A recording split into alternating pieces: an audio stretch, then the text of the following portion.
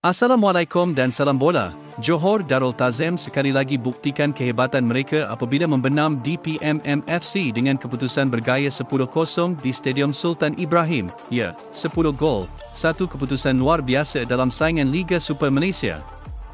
Gol pertama hadir seawal minit ke-9 apabila Bersun Da Silva menanduk masuk hantaran Arif Aiman Mohan Hanapi. DPMM FC kemudian terpaksa bermain dengan 10 orang selepas pertahanan mereka, Muhammad Syafiq Saifuddin Abdul Sharif, dilayankan kad merah kerana mengasari pemain JDT dalam kotak penalti.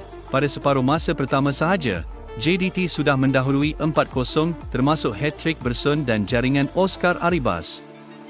Masuk babak kedua, pesta gol terus berlangsung. Manuel Hidalgo menambah gol kelima pada minit ke-56, diikuti gol sendiri oleh pertahanan DPMM FC. Yura Indra Putra Yunus, Arif Aiman, Bersun, Jairo Da Silva dan Romal Morales melengkapkan pesta 10 gol menjelang whistle penamat.